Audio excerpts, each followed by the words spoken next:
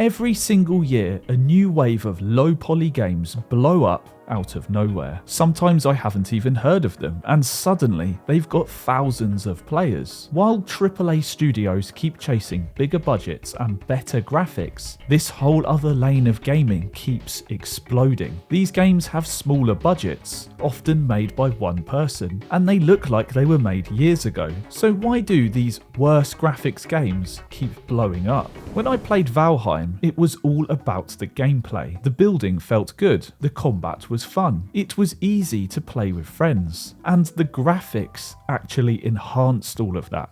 The low poly look made the game feel cozy. I wanted to spend time here. Working together to collect resources and build outposts felt worth doing. It stands out from other survival games because it doesn't look like everything else. I ignored Roblox for years because I saw it as a kid's game, but when I actually tried it with my nephews, I saw what made it great. You can jump into an almost limitless amount of games instantly, cross-platform and for free. The simple blocky graphics are easy to overlook when the experience is that accessible. Some Roblox games even look surprisingly good. And with around 380 million monthly active users, Roblox proves better than anything else that good graphics don't make a good game. Old school RuneScape is instantly recognizable. You immediately know what game you're looking at just from a screenshot alone. The graphics give it an identity. I always thought that it looked like the game was made out of plasticine. RuneScape wouldn't be RuneScape without that look. Just compare it to RuneScape 3. It's the same with Minecraft too. It's simple, it's blocky, and it's iconic. And on the horror side, you've got games like Mouthwashing and Lethal Company, both instantly recognizable and both using older graphics to enhance the experience. Looking back at my time playing Lethal Company, I see why low poly graphics can work so well. The graphics don't take you out of the experience at all because they actually serve the purpose of the game. What the fuck was that? There's this unnatural sharpness to everything, like the whole world's been over sharpened. Objects and the environment just kind of pop out in this weird way. They don't look realistic, but it feels realistic, and that adds tension. You're walking around with a torch in these dark corridors, and the modern lighting mixed with these older style graphics just makes everything feel a bit more uneasy. The sound design is a big part of it too. The way your teammates' voices get quieter when they move away, the sound of your footsteps on the metal floor, and the believable reverb. It sells the atmosphere to you. It makes you feel tense and a bit uncomfortable. The low poly graphics help with that. The PS1 look used to be a limitation. Now it's an art style. Artists like Mufju choose it on purpose. His work is able to give me that feeling of loneliness and melancholy just from the visuals alone. And that low poly look makes it work. But low poly graphics aren't just good for atmosphere. They can actually be easier to understand too. Modern games can look incredible, but sometimes everything just blends together. There's been so many times in Call of Duty when I've been shot and instantly said, where even was he? He completely blended into the background. If I was to record the clip and look at it later, the enemy might stand out in that video. But in the moment, when I'm playing, with all that visual detail and shadows and particles, it feels like everything just merges together and I can't quite figure out what I'm looking at fast enough. It isn't just me that feels this way either. Just look at how many updates Counter-Strike has had to improve visibility for players. But when you look at low poly games, it's often easier to understand what you're looking at. Shapes tend to pop out more and edges are easier to see. The simpler art style just makes everything feel a bit more readable. And honestly, there's also another reason that I love low poly games, and it's something I've never heard anyone talk about, and that's that they actually run well. I know that may sound simple, but it really matters to me. I absolutely hate it when my PC sounds like it's about to take off like a plane because I just launched a modern video game. The fans instantly ramp up, my room becomes a sauna, and the graphics card is making the most horrendous noise. And I find myself thinking more about my hardware than the game. Low poly games don't do that.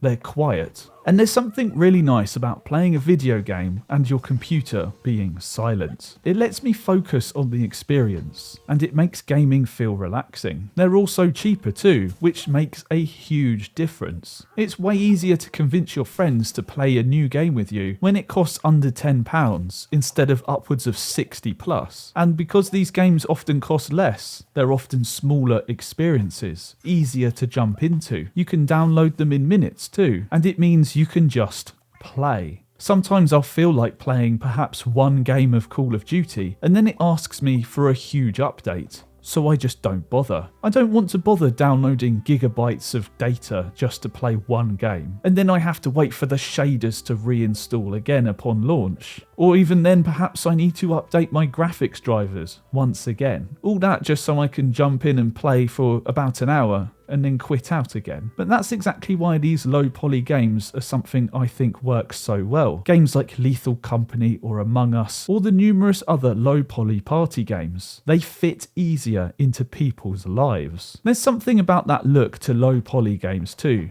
They can feel surreal. You know you're playing a video game, but I can suspend my disbelief. And that's why I liked Moofju's work so much when I was scrolling on Instagram. Somehow through these low poly graphics, it gave me that feeling of melancholy. It was that quiet and loneliness that the visuals were able to convey to me without saying a single word. Low poly horror games is where this look really shines. I felt this when I recently played the original Five Nights at Freddy's for the first time. It's a game I never really gave a proper chance before, mostly because it's really known as a kids game these days. It's almost turned into a cultural phenomenon, so I just assumed I wouldn't really like it. But when I actually went back and played that first game, I was surprised at how much it was able to pull me in. That low poly look drew me in, and it made me feel tense for the entire time I played it. I was genuinely on edge for my entire play session. Flicking through those cameras trying to track the animatronics was one of the most tense gaming experiences I've had in a long time.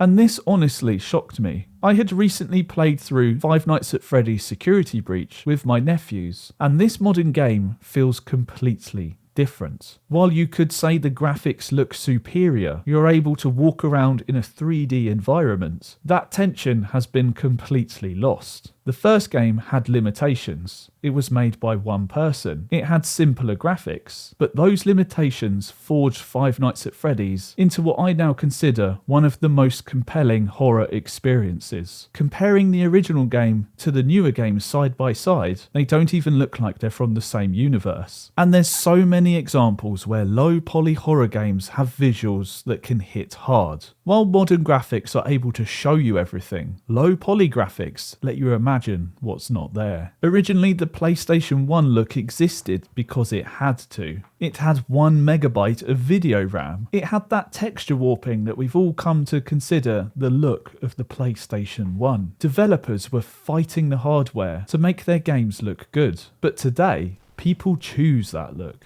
They recreate the fog. They add that jitter on purpose because it feels a certain way. I've been following Blargis on YouTube and his development of the game Blood Thief. Blargis has been documenting his whole journey making the game. This is one person using low poly graphics, and the focus has been entirely on how the game feels to play. And through sharing his process on YouTube, he's been able to make a game that's selling successfully and feels good to play. And honestly, that's why I love these sort of games. It all comes down to one person's vision and how they can make that the best they possibly can. And you can feel that singular vision when you play games like Blood Thief. So when you combine everything we've mentioned today, that atmosphere of low poly graphics, the readability of the simplicity of it, the performance of running low poly games on modern hardware, the creativity of a singular person's vision, the accessibility and being able to jump into these games quickly, and the fact that they're often built by one single passionate person, you end up getting something that modern high budget games cannot replicate. These games look different and they feel different. What's interesting is that a lot of people who love this look now never grew grew up with it. You'd expect the nostalgia for the PS1 visuals to come from people my age, but it's actually younger people who are pushing this retro movement forward these days. I keep seeing people online building their own retro games collections. But beyond those physical discs, we're now building our digital libraries of indie games, and they all share that low poly inspired look.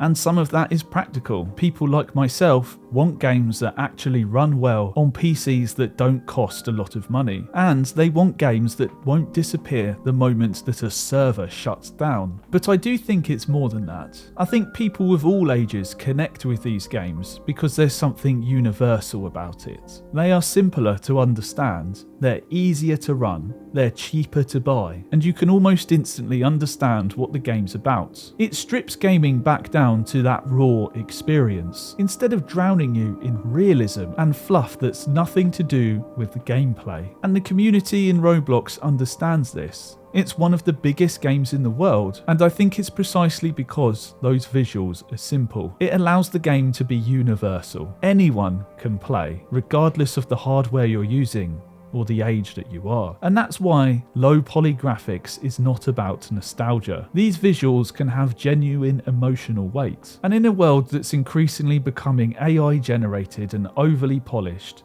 these older and rougher games feel more human. I've got 25 games from my childhood that I'd like to show you. Click this video here to explore my low poly upbringing. Thank you so much to the Patreon and YouTube channel members, and thank you for listening. I'll see you in the next video.